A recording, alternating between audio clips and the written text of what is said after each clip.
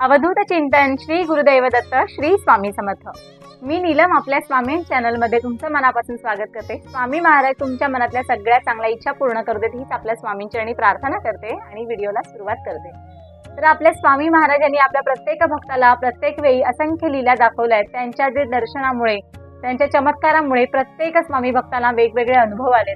स्वामी कधीच आपल्या भक्ताला कधीच एकटं सोडत नाहीत। कितीही वाईट काळ असू दे, कितीही वाईट प्रसंग असो, त्यातून ते आपल्याला अलगद बाहेर काढतात। त्याचा अर्थ असा होत नाही की आपण फक्त हातावर हात ठेवून घरात बसून राहावं आणि स्वामींनी आपलं सगळं वाईटातून आपल्याला बाहेर काढावं। तर असं काही नाही, आपली कर्म कधीच चुकलेली नाहीये, ती आपल्याला करायचीच आहेत। आपल्याला जे काही आपला कामधंदा आहे, जे काही आपलं आहे रोजचं जीवन, ते चालू ठेवायचंच आहे। कष्ट करायचेच आहेत, कष्टाला कशाचीही तोड नाही। परंतु त्याला जर स्वामींची जर अध्यात्माची जोड असेल तर आपल्या प्रत्येक मार्गातून प्रत्येक वाईट काळातून आपण सहज बाहेर पडतो। असेच प्रत्येकाला काही ना काहीतरी आपल्या स्वामी महाराजांचे अनुभव येतच असतील। असं अगदीच लक्षात राहण्यासारखं म्हणजे प्रत्येक बघा आपल्या दिवसाला आपण जेव्हा काही काम करतो, जेव्हा काही ना काहीतरी आपली दिनचर्या चालू असते, प्रत्येक क्षणी आपल्याला स्वामी काही ना काहीतरी अनुभव देऊन जात असतात। अगदी सकाळी उठलं आणि एखादं काम अचानक झालं तरी आपण पटकन म्हणून जातो की अरे स्वामींची कृपा आहे, एवढे दिवस माझं काम अडलं होतं आणि आज झालं। किंवा अगदी साधा आपण गॅसवर गृहिणी आपण नेहमीची जेवढा कामं करत असतो, घरात अगदी आपण साधं पाणी ठेवलं असेल गरम करायला, बराच वेळ झाला लक्षात राहत नाही आणि नंतर पटकन लक्षात येतं अरे बापरे पाणी चालूच राहिलं होतं। आणि मग असं आठवतं की अरे स्वामींची कृपा, नशीब आतमध्ये तेवढ्यात मला काम सुचलं वाटलं आणि मी आतमध्ये आले आणि गॅस बंद केला। म्हणजे अशी रोजच्या कामातली काही ना काहीतरी कामं आपली चालू असतात आणि त्याच्यात आपल्याला असे स्वामी प्रत्येक वेळी काही ना काहीतरी आपल्याला साक्षात्कार घडवत असतात। असाच जर स्वामींचा अनुभव तुम्हाला सुद्धा जर आला असेल तर तो तुम्ही मला प्लीज मेसेज करा, आपण तो प्रत्येकापर्यंत पोहोचवण्याचा प्रयत्न करूया, जेणेकरून आपले स्वामी काय आहे त्याची महती प्रत्येकाला समजेल। ज्यांना वाटतं की अरे स्वामी काय करतात, देव काय करतो, मी तर एवढे वर्ष पारायण केली, मी एवढे स्वामींचे ग्रंथ वाचले, मी एवढे स्वामी चरित्र सारामृताची पारायण केली, परंतु मला काहीच अनुभव आला नाही। मी आता गुरुचरित्राचा, मला तर बऱ्याचशा कमेंट सुद्धा आल्या होत्या की मी सुद्धा गुरुचरित्राचा 14वा 18वा अध्याय वाचते, मला कुठेच काही फरक नाही जाणवत आहे। असं काही नसतं बघा, आपली कर्म आहेत, जी वाईट कर्म असतील तर ती आपल्याला भोगायची। आपण मनुष्य धर्मात आहोत, आपण जी काही गेल्या जन्मी काही पाप केले असतील किंवा या जन्मात आपल्याकडून नकळत काही चुकून काही वाईट घडून गेलं असेल तर त्याचे भोग आपल्याला या जन्मात भोगायचेच आहेत। परंतु जर आपण स्वामींची सेवा केली, आपण ज्या कुठल्या देवाला मानतो त्या देवाची जर सेवा केली ना, तर त्याचं बरंचसं जे काही वाईट कर्माची जी फळं असतात ना, ती कमी व्हायला मदत असते। देव आपल्याला पूर्णतः कुठल्याच संकटातून डायरेक्ट बाहेर काढू शकत नाही, परंतु त्या संकटाची जी काही तीव्रता आहे ना, ती नक्कीच कमी करण्याचा प्रयत्न करत असतो। बघा, तुमचं एखादं काम अडलेलं जर त्या हे पूर्ण नाही झालं असं जर तुम्हाला वाटत असेल की मी आज एवढं वाचतेय, मी एवढं आज देवाचं करतेय, माझं ते काम पूर्ण होत नाहीये, पण स्वामी जेव्हा एक दरवाजा तुमच्यासाठी बंद करतात तेव्हा स्वामी तुमच्यासाठी दुसरा दरवाजा उघडतात। हे अटळ सत्य आणि स्वामी याची प्रचिती प्रत्येकाला देत असतात। जर तुमच्याकडे सुद्धा असं काही अनुभव असेल तर मला शेअर करा, जेणेकरून आपण आपल्या स्वामींची महती सर्वांपर्यंत पोहोचवूया। असाच एक मला छानसा अनुभव, एक अशोक काका म्हणून आहेत, तर ते कांदिवलीत राहतात मुंबईमध्ये, तर त्यांनी सुद्धा मला एक असाच एक त्यांचा छानसा अनुभव पाठवला।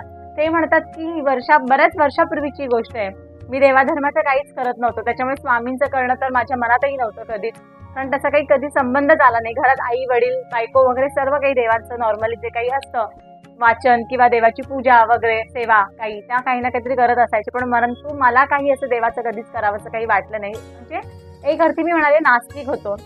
तर माझ्या सासूबाई ज्या आहेत त्यांच्या, तर त्या म्हणाले की त्या अक्कलकोटच्या स्वामींचं खूप काही करायच्या, त्यांची अटळ म्हणजे भरपूर निस्सीम भक्ती होती स्वामींवरती। प्रत्येक कार्यात प्रत्येक वेळी त्यांच्या तोंडात स्वामींचं नाव असायचं। मला ना अक्षरशः म्हणाले ना तेव्हा एक प्रकारचं हे वाटायचं, अरे काय स्वामी स्वामी करतेय म्हणजे काय एवढं। तर म्हणाले अक्षरशः ना मी असं मनातल्या मनात खिल्ली उडवायचो की काय आहे स्वामी स्वामी सारखं।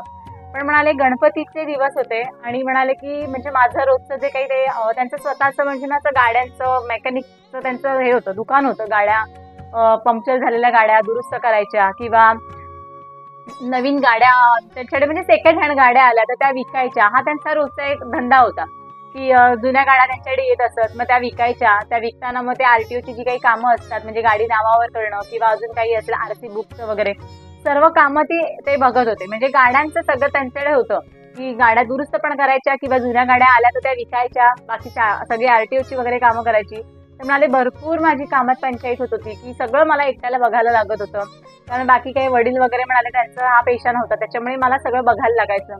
की गाड्या पण बघा, म्हणजे गॅरेजमध्ये पण लक्ष द्या, तिकडे आरटीओच्या ऑफिसमध्ये जाऊन ती पण कामं बघा. तर सगळं म्हणाले मॅनेज नाही व्हायचं. तरी पण म्हणाले मी करत होतो, कारण त्याच्यावरच माझा कुटुंबाचा चरितार्थ चालू होता. तरी पण म्हणाले मी ते करायचो, पण त्याच्यात मला हवा तसा काहीच म्हणजे त्याच्यात तो नफा होत नव्हता. बरंचसं म्हणाले एवढं कामाची दगदग असायची, एवढ्या आरटीओत जायचं, 10 वेळा फेऱ्या मारायच्या, प्रत्येक कामामागे फिरत बसायचं आणि तरी सुद्धा एवढं करून त्याच्यात मला काही नफा होत नव्हता. बाकी असं गॅरेजमध्ये एवढ्या काही गाड्या वगैरे काही येत नव्हत्या. म्हणजे म्हणाले की अक्षरशः ना उद्योगधंदा जो माझा काही होता तो अक्षरशः डबघाईला निघाला होता. हळूहळू म्हणाले खूप खाली येत होता. गणपतीचे दिवस होते, घरी म्हणजे घरात सगळीकडे म्हणाले मंगलमय वातावरण होतं, परंतु माझ्या मनात असा विचार येत होता ना की हे सगळं सोडावं, हा उद्योग धंदा, संसार, मुलं बाळ, बायको सर्व सोडावं आणि कुठेतरी निघून जावं, की जेणेकरून माझ्या डोक्याला जे काही ताप आहेत, कारण त्यांच्या घराचा EMI चालू होता, मुलांची शिक्षण चालू होती, घरातलं सगळं काम म्हणजे घरातलं जे काही आपला चरितार्थ असतो त्याचं सगळं त्यांचं पैशावर, त्यांच्याच पगारावरती सगळं चालू होतं. आई वडिलांची आजारपण असायची आणि म्हणाले एकाच्या पगारात मला एवढं काही शक्य होत नव्हतं. असं वाटत होतं ना की कुठेतरी निघून जावं हे सर्व सोडून, की मला हे झेपत नाहीये. अक्षरशः म्हणाले की बस झालं, मला खूप कंटाळा आला होता. आणि म्हणाले गणपतीचे दिवस होते, घरात मंगलमय वातावरण होतं, माझं मन मात्र कुठेच रमत नव्हतं. शेवटी म्हणाले की आता काय करू. नंतर म्हणाले की गणपती होते, गणपती झालं, विसर्जन वगैरे झालं आणि अचानक म्हणाले अनंत चतुर्थी आली आणि माझ्या मनात काय आलं मला माहिती नाही. मी म्हणाले तडक अक्कलकोटला निघून गेलो. माझ्या ध्यानीमनीही नव्हतं की मी कधी स्वामींचं नाव घेईन किंवा मी कधी देवाचं नाव घेईन, कारण मला अक्षरशः घरात गणपती होता, पण मी गणपतीला पण साकडं नाही घातलं की बाप्पा मला या संकटातून बाहेर काढ, जो काही उद्योगधंदा डबघाईला निघालाय, जे काही वाईट दिवस चालू आहे त्याच्यातून मला बाहेर काढ, असं मला वाटलंही नाही सांगावं. पण म्हणाले काय माहिती नाही मला. गणपती विसर्जन झालं आणि अनंत चतुर्दशीचा दिवस होता आणि मी म्हणाले की त्या दिवशी अक्कलकोटला तडक निघून गेलो. माझ्या ध्यानीमनीही नव्हतं. अक्कलकोटला गेलो, स्वामींच्या वटवृक्ष मंदिरात गेलो आणि स्वामींचं दर्शन घेतलं, नतमस्तक झालो. अक्षरशः म्हणाले मी जेव्हा स्वामींच्या मठात गेलो ना, मला म्हणाले अक्षरशः कंप सुटल्यासारखा झाला, अंग थरथरायला लागलं, डोळ्यातून कंटिन्यू पाणी वाहायला लागलं, अश्रूच्या धारा वाहायला लागल्या आणि म्हणाले मला काही समजलं नाही. अक्षरशः नतमस्तक झालो आणि मी जोरात तिथे रडायला लागलो. अक्षरशः की मला स्वामीने अक्षरशः खेचून आणलं की ये माझ्याकडे म्हणून, आणि मी तिथेच म्हणाले पूर्ण शांत झालो. खूप रडलो, खूप मन मोकळं केलं आणि म्हणाले की अनंत चतुर्थीचा दिवस होता, त्याच्यामुळे एवढी मला मठात गर्दी नव्हती आणि बऱ्याच वर्षापूर्वीची म्हणाले गोष्ट आहे, त्याच्यामुळे आता जशी गर्दी असते तशी गर्दी नव्हती. जुनं मंदिर वगैरे होतं आणि म्हणाले मी अक्षरशः 5-10 मिनिटं तिथेच बसून होतो गाभाऱ्यात. स्वामींपुढे गाऱ्हाणं घातलं की स्वामी मला या वाईट काळातून बाहेर काढा, खूप वाईट दिवस चाललेत उद्योगधंद्याचे, मला याच्यातून फक्त बाहेर काढा. मला माहिती नाहीये, माझ्या घरात म्हणजे माझ्या सासूबाई तुमचं एवढं करतात. मला तेव्हा खूप असं वेगळं वाटायचं, विचित्र वाटायचं की सगळं काय आहे स्वामी एवढं थोडी असतं, मग एवढं जर असतं तर त्यांच्या मुलीचे एवढे वाईट दिवस का चालले असते. परंतु आज मला माहिती नाहीये, माझ्या मनातही नव्हतं. अक्षरशः तुम्ही मला ओढून आणले तुमच्याकडे, म्हणजे हे फक्त आणि फक्त तुमच्यामुळे झाले. मी माझ्या मनाने नक्कीच नाही आलोय.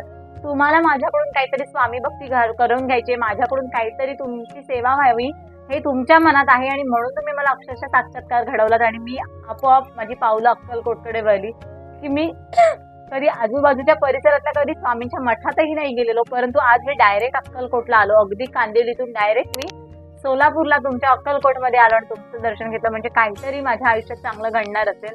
स्वामी मला या संकटातून फक्त बाहेर काढा, माझा संसार व्यवस्थित चालू दे, एवढा माझ्या उद्योगधंद्याला जम बसू दे. जे काही उद्योगधंद्यात वाईट दिवस चालले तो फक्त माझा उद्योग जो आहे काही चांगलं मी काही काम करतोय त्याच्यात मला चांगलं यश मिळू दे, एवढी तुमच्याकडे मी प्रार्थना करतो. एवढं म्हणाले आणि म्हणाले की मी तिथून निघालो, प्रसाद वगैरे घेतला आणि तसाच तडक मी पुन्हा ट्रेनमध्ये बसलो आणि कांदिवलीला निघून आलो. म्हणाले माहिती नाही, घरी आल्यावर सगळ्यांना सांगितलं की मला माहिती नाही, मी अचानक म्हणजे कांदिवलीतून मी ट्रेनमध्ये बसलो काय आणि अक्कलकोटला गेलो काय, तिथे गेलो आणि अक्षरशः मी मोकळा झालो की स्वामींपुढे सगळं मी पूर्ण नतमस्तक होऊन मी पूर्ण स्वामींना माझी कहाणी सांगून टाकली. आणि काय माहिती नाही म्हणाले, अक्कलकोटवरून आलो आणि 1-2 दिवसांनी म्हणजे म्हणाले माझ्या आयुष्यातच मला खूप बदल घडायला लागला. मी स्वतःहून स्वामींची पोथी वाचायला लागलो, सेवा करायला लागलो, स्वामींचं नाव घ्यायला लागलो आणि अचानक म्हणाले माझ्या आयुष्यातला दिवस पूर्ण पालटायला लागले. ते आज तागायत इतकी वर्ष झाली या गोष्टीला म्हणाले, एक 10-15 वर्ष होऊन गेली आणि आजपर्यंत स्वामी कृपेने जिथे मी अक्षरशः म्हणजे पूर्ण मी अगदी खड्ड्यात गेलो होतो, अगदी डबघाईला गेलो होतो, त्या उंचीवरून स्वामींनी मला वरच्या उंचीपर्यंत आणून ठेवलं आणि ही कृपा फक्त माझ्या स्वामी महाराजांची आहे. हे त्यांना सांगताना सुद्धा म्हणाले मला एवढं आज भरून येते की तुम्ही म्हणाले व्हिडिओ मार्फत हे सगळ्यांपर्यंत पोहोचवताय, तर मला सुद्धा वाटलं की मी तुमच्यापर्यंत हा अनुभव शेअर करावा. आणि म्हणाले अक्षरशः मला वटवृक्षाच्या छायेत गेलो आणि मला स्वामींनी पूर्ण माझं आयुष्य आयुष्य बदलवलं हीच माझी म्हणाले की मोठा अनुभव आहे. तर मला त्यांनी तेच सांगितलं की ताई तुम्ही करताय ते खूप छान अनुभव सांगताय, माझाही अनुभव लोकांपर्यंत पोहोचवा जेणेकरून एखाद्या नास्तिक असून सुद्धा आज स्वामींचं फक्त नाव घेऊन स्वामींचं एवढं करून मी आज इथपर्यंत पोहोचलोय. म्हणजे जर स्वामी सेवा करत असाल तर तुम्हाला थोडे वेळ लागेल, परंतु तुमच्या आयुष्यात सुद्धा नक्कीच सोन्याचे दिवस येतील. तर तुमच्याकडे सुद्धा असे छानसे व्हिडिओ असतील तर नक्कीच पोहोचवा. जो आपल्या अशोक काकांना जो काही स्वामींचा अनुभव आला तसाच अनुभव प्रत्येकापर्यंत येऊ दे आणि तुमच्या मनातल्या सुद्धा चांगल्या इच्छा असतील त्या पूर्ण होऊ देत आणि काकांचं जे काही आजपर्यंत चांगलं झालंय ते असंच पुढे आयुष्यभर त्यांचं असंच चांगलं होऊ दे ही स्वामींची प्रार्थना. तर व्हिडिओ आवडला असेल तर व्हिडिओला लाईक करा, शेअर करा, कमेंट करा आणि चॅनलवर जर नवीन असाल तर चॅनलला सबस्क्राईब करा. पुन्हा भेटूया अशाच एका स्वामी सेवेमार्फत किंवा स्वामींच्या छानशा अनुभवामार्फत. तोपर्यंत इथेच थांबूया. धन्यवाद. श्री स्वामी समर्थ.